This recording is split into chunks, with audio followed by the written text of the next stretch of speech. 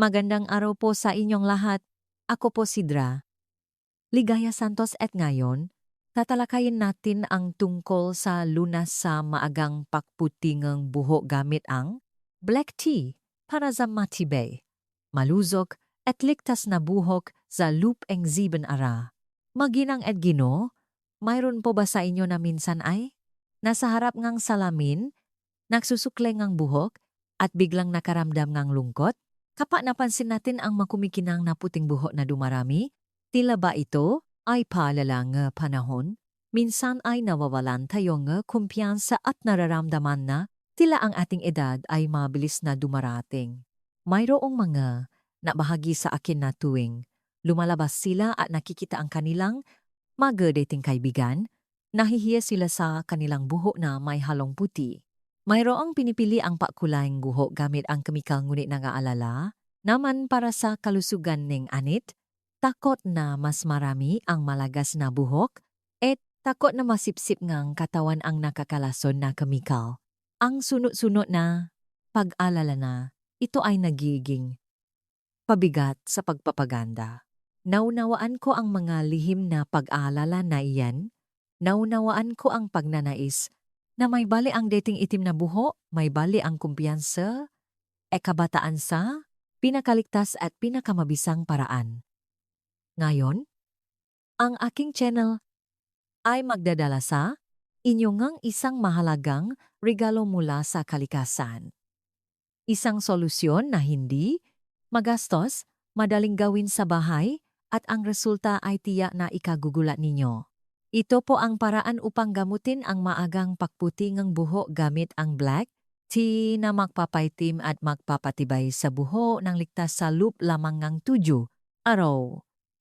Bago natin tuklasin ang kamanghamanghang sikreto na ito mangyaring, bigyan ninyo ng like ang video na ito at i-click ang subscribe button sa aking channel. Ito ay libre ngunit ito ay isang napakalaking inspirasyon para sa amin upang magpatuloy sa paghahanap at pagbabahagi ng mas maraming mahahalagang kaalaman sa kalusugan sa ating pamilya. Maraming salamat po sa inyong lahat. At ngayon, mangyaring maghandang isang notebook, isang panulat, o simpleng isang komportableng isipan upang tuklasin ang kamanghamanghang lihim na nakatago sa bawat dahon ng TSA upang maunawaan kung bakit ito ay isang himala para sa ating buhok. Unang bahagi. Ang hiwagang black tea. Bakit ito epektibo? Marahil marami sa inyo ang nagtataka. Ang black tea ay isang pang-araw-araw na inumin. Paano ito magkakaroon ng kamanghamanghang epekto sa puting buhok? Hindi ba? Mayroon po itong siyentipikong basehan. Ang sikreto ay nakasalalay sa mahahalagang aktibong sangkap na nakatago sa bawat dahon ng sa. Una, ang tanin.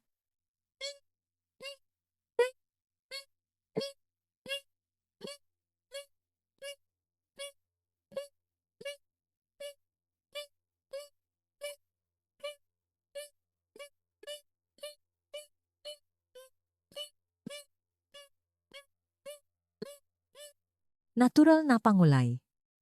Kapag inilapat sa buhok, ang tanin ay dahan-dahang didikit sa mga puting buhok na mabibigay nga kulay na dark brown upang natural na dumilim ang buhok, hindi itim na itim tulad ng kemikal na pangulay.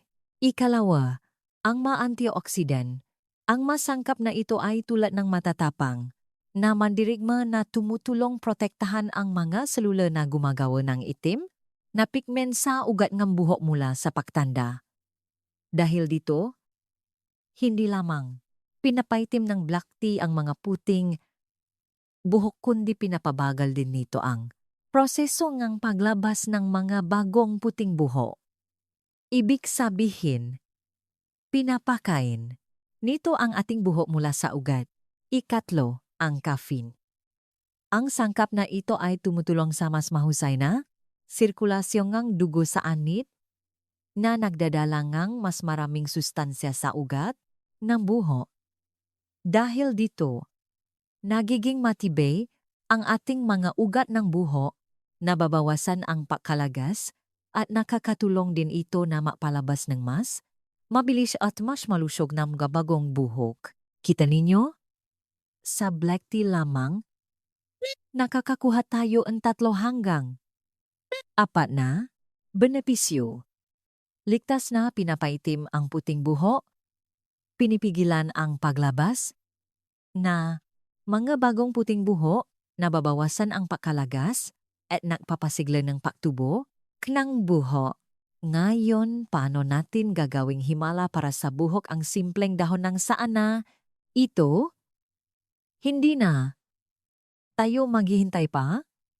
Susubukan na natin ang pinakamahalagang bahagi, ang mga detalyadong, madaling gawin, at pinakamadaling gamitin na mga formula. Ikalawang bahagi. 4 na gintong formula mula sa black tea. Formula 1. Purong black tea herrings. Ang batayan para sa itim na buhok. Ang formula na ito ay ang pinakapangunahing, ang pinakamahalagang hakbang para sa lahat ng iba pang pamamaraan. Kahit gaano pa kayo kaabala, dapat ninyong simulan ang formula na ito. Napakasimple lang po, mga sangkap, 4 hanggang 6 na sachet ng black tea filter o humigit kumulang 50 gram gang dahon. Nang saa, pumili ng purong black tea, walang halong pabango. 1 litro, malinis na tubig. Paano gawin? 1. Hakbang 1.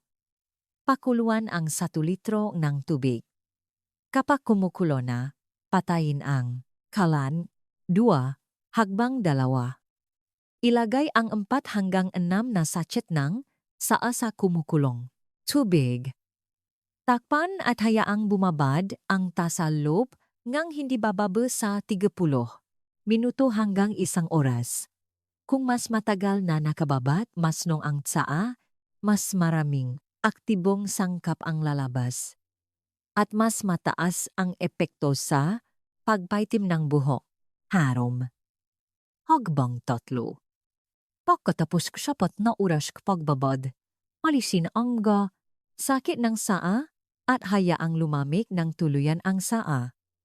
Ito ay isang napakahalagang habang huwa na huwa gamitin ang mainit na saa sanit dahil mari itong making saniya nga pagkasunok at pinsala sa hair follicles. Paano gamitin? Una, hugasan ang buhok gamit ang regular na shampoo upang alisin ang dumi at sobrang langis. Pagkatapos banlawan ng maigi ang shampoo, pisilin ang buhok upang maalis ang sobrang tubig. Pagkatapos, ay dahan-dahang ibuhos ang lumamig na black tea sa buhok.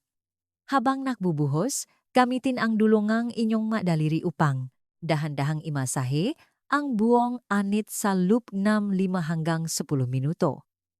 Ang aksyon na ito ay tumutulong sa sirkulasyon, nege dugo at sa pagpasok, nege mege. Sustansya mula sa ugat ng buhok. Siguraduhin na ang bawat hible na buhok mula sa ugat hanggang sa dulo ay nababat sa saa. Hakbang 4. Pagkatapos magmasahe, maari kang gumamit ng lumang tuwalya upang balutin ang buhok o gumamit ng plastic hair cap para sa pagpapababad. Ang perpektong oras ngang pagbabad ay humigit kumulang 30 hanggang 60 minuto. Hakbang 5. Matapos ang oras ng pagbabad, banlawan ng maigi ang buhok gamit ang malamig na tubig. Hindi na kailangan gumamit muli ng shampoo. Hayaan lamang ang maasustansya ang taan na manatili sa buhok. Mangyaring gawin ang paraan na ito ng 2 hanggang 3 beses sa isang linggo. Pagkatapos lamang ng unang linggo, mapapansin ninyo na ang puting buhok ay mas nagiging dark, hindi na gaanong kitang-kita, at ang buhok ay mas nagiging malambot at makintab. Kaya, nakuha na natin ang pinakapangunahing sikreto. Napakasimple lang, hindi ba? Ngunit alam ko na bawat tao ay may iba't ibang kondisyon ng katawan at iba't ibang problema sa buhok. mayroong hindi lamang nababahala sa puting buhok, kundi naiinis din sa madalas na pangangatinga, anit o balakubak. Mayroon bang paraan upang pagsamahin ang pagpaitim ng buhok at paglilinis ng anit? Opo, mayroon po. Kailangan lang nating magdada ng isang pamilyar na sangkap sa kusina. Sumama kayo sa akin sa susunod na pinahusay na formula. Formula 2, black tea na may asin, pinapaganda ang kulay at nililinis ang kulay. Balakubak. Pagkatapos masanay sa pangunahing formula, maaari natin itong i-upgrade ng kaunti upang mapataas ang bisa. Alam ba ninyo na ang pinakaputing butil ng asin sa inyong kusina ay isa ring mahusay na katulong? Ang asin ay may dalawang kamanghamanghang gamit. Una, ito ay nakakatulong na linisin ng malalim ang anit. May antibacterial at napakabisa sa paggamot ng balakubag. Kung malusog ang anit, magiging maganda rin ang buhok. Pangalawa, ang asin ay gumagana bilang isang natural na pangkulay na tumutulong upang ang pigment mula sa black tea ay kumapit ng mas matagal at mas matibay sa buhok. Napakasimple lang din gawin ang formula na ito. Mga sangkap, isang tasa ng malapot na black tea na inihanda ayon sa Formula 1, isang kutsarang malinis na asin sa dagat. Mas mainam kung malalaking butil. Nga asin, paano gawin at gamitin? Ihanda ang malapot na black tea tulad ng sa unang formula. Kapag bahayang, mainit pa ang tisaa, ilagay ang asin at haluin ng maigi hanggang matunaw.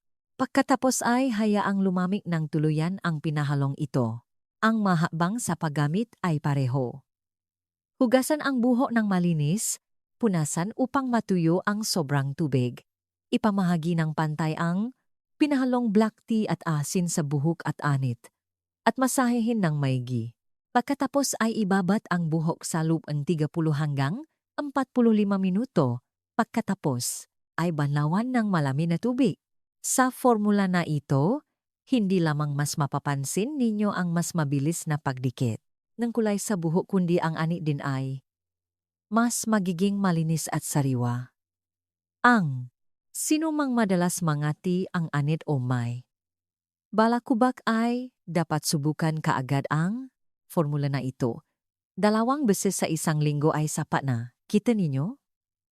Ang kalikasan ay tunay na kamangha-mangha. Hindi ba?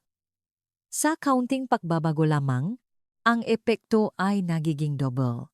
Ang formula na may asin ay nakatulong na sa paglilinis ng anit.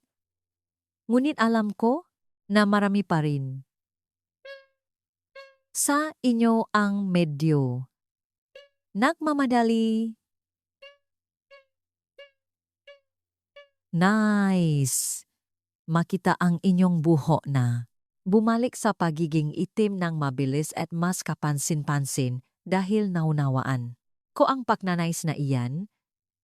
Ipapakita ko ngayon sa inyo ang isang espesyal na kombinasyon na magdodobel sa kapangyarihan ng pagpaitim ng buhok para sa mas kahangahangang resulta pagkatapos lamang ng ilang paggamit. Formula 3.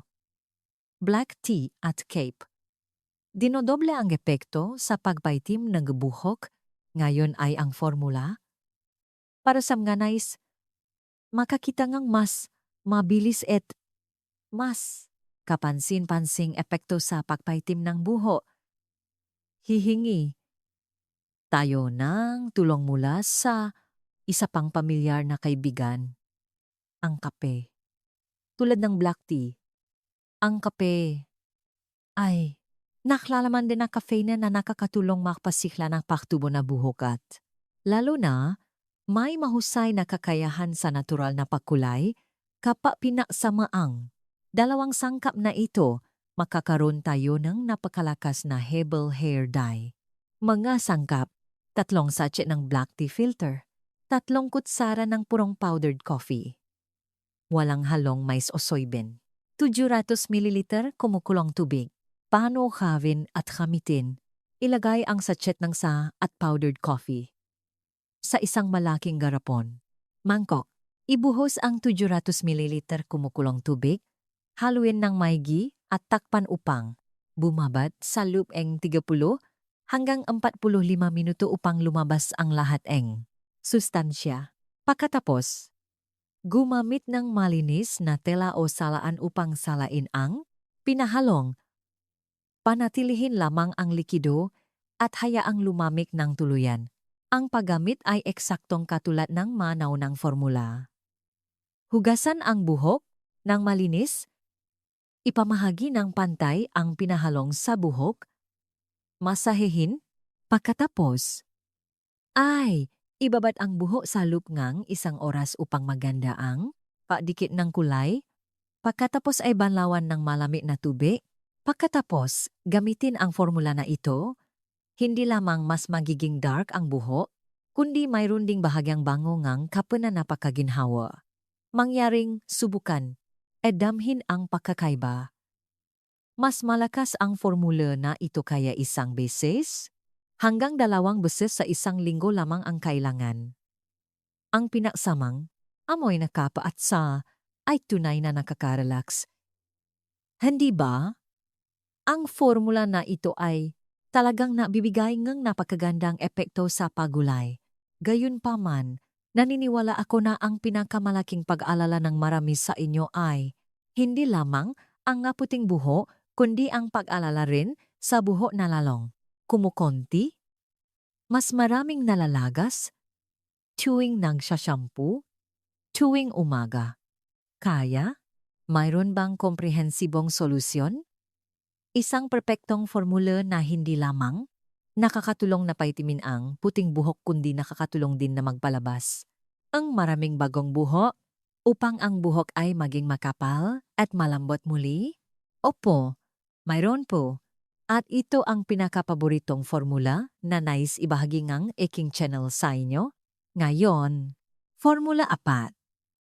Espesyal na black tea at balat ng pomelo, ang perpektong combo para sa pagpapatubo at pagpaitim guhok. Sa mga nakaraang video no aking channel, pinakaaralan na natin na ang kamanghamanghang gamit ng balat ng pomelo sa paggamot ng pagkalagas ng buho at pagpapasigla ng pagtubo ng buho. Maraming nagtagumpay sa paggamit nito at nagbadala ng positibong feedback sa channel.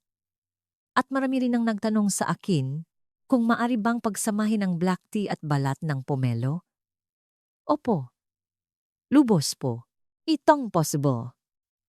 Ito ay isang napakatalinong kombinasyon na lumilihangang isang kombinasyon, 2-in-1 na formula na nakakatulong na paitimin ang puting buhok, gamutin ang pakalagas ng buho, at magpalabas ng mas makapal na buho.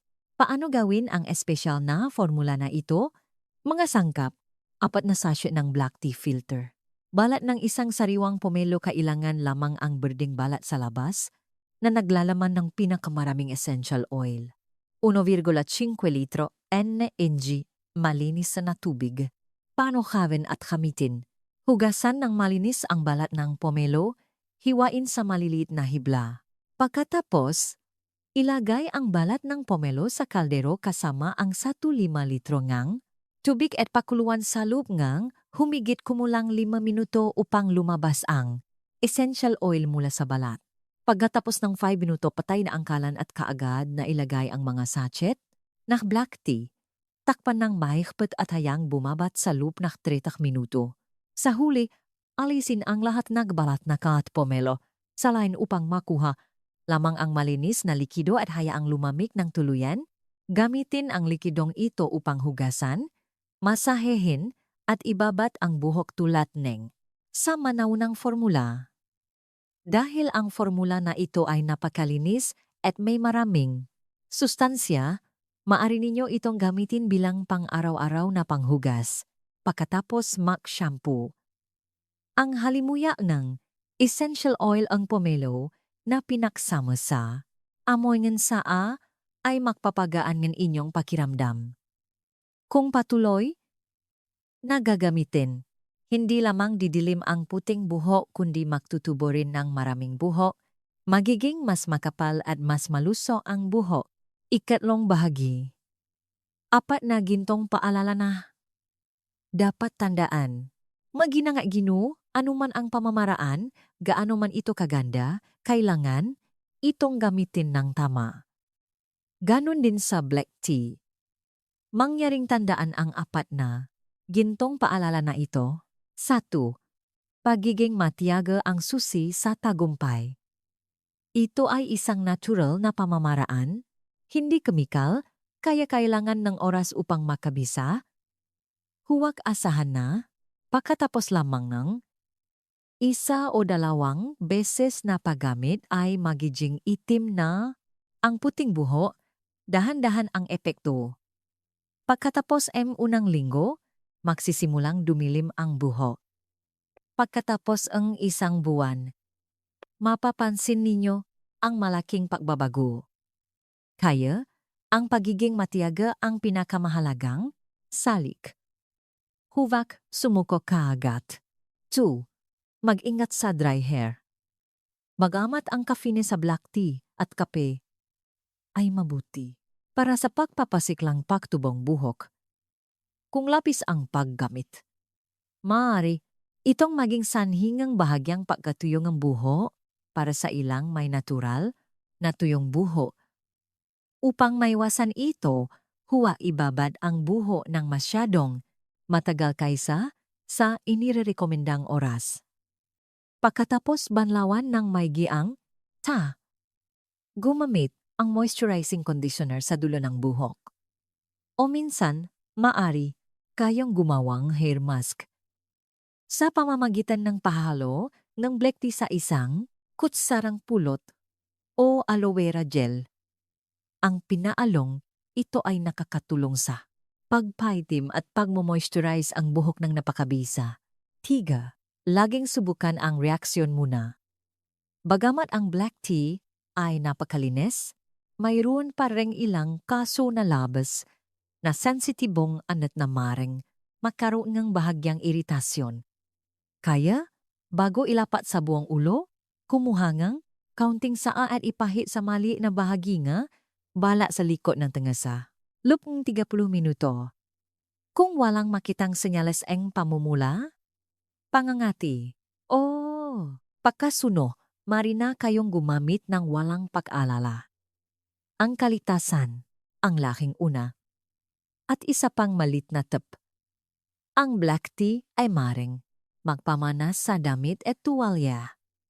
Kapag ginagawa ito, magsuot ng lumang damit at gumamit ng madilim na tuwalya na nakalaan lamang sa pagbabat ng buhok. 4.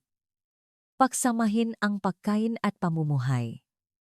Ang kalusugan at kagandahan ng buhok ay 80% na nakasalalay sa panloob na kalusugan. Bukod sa pagbabat ng buhok, gamit ang black tea. Subukang kumain ng maraming gulay, iba't ibang uri ng beans, lalo na ang black beans, black sesame, uminom ng sapat na tubig, matulog ng sapat, at panatilihing laging masaya at positibo ang isip. Kapag maluso ang katawan mula sa loob, babalik din ang itim at magandang buhok. Kaya, maginang at Ginoo. Natuklasan na natin ngayon ang kumpletong sikreto sa pagpaitim ng buhok gamit ang black tea. Mula sa pangunahing purong formula. Ang formula na pinasama sa asin, sa kape, hanggang sa kamangha-manghang kombinasyon sa balat, nege, pomelo. Lahat nege ito ay napakasimple, ligtas at matipid na pamamaraan. Naniniwala ako na ang kagandahan ng ating na nakatatanda ay hindi nakasalalay sa buhok na itim, walang kahit isang puting hibla. Ang ating kagandahan ay nakasalalay sa kalusugan, sa nagniningning na aura, sa kumpiyansa at pagmamahal sa buhay. Ang itim, malusog, at makintab na buhok ay isang bahagiang kagandahan na iyon. Hindi lamang ito panlabas na kagandahan kundi kumpiyansa ang ating kagalakan sa buhay, araw-araw. Huwa ng hayaang ang mga puting buho ay maging dahilan ng inyong kalungkutan. Mahalin ang sarili at alagaan ang inyong buho gamit ang mahahalagang regalo mula sa kalikasan. Muli, kung nakita ninyong kapakipakinabang ang video na ito, huwag mag-atubiling i-click ang like button at subscribe button sa aking channel upang magbigay karagdagang loka sa amin. At mangyaring i-click din ang icon kampana sa tabi ng subscribe button. Kapag may notification bell, tuwing maglalabas ng bagong video ang channel, ipaalam agad sa inyo ng YouTube upang hindi ninyo mapalampas ang anumang magandang tip o mahalagang lunas. Kung mayroon kayong kapamilya o kaibigan na nahihirapan din sa problemaan puting buho, mangyaring ibahagi ang video na ito sa kanila. Ang isang maliit na aksyon ninyo ay maaaring makatulong sa maraming tao na mahanap muli ang kanilang kagalakan at kumpiyansa. Sa huli, ang aking channel ay nahahanga ng mabuting kalusugan, payapang isip, laging masaya, positibo, at panatilihing walang kupas ang kagandahan sa lahat ng ginang-ginu, kababayhan, kalalakihan, at kaibigan. Maraming salamat po at hanggang sa susunod na video.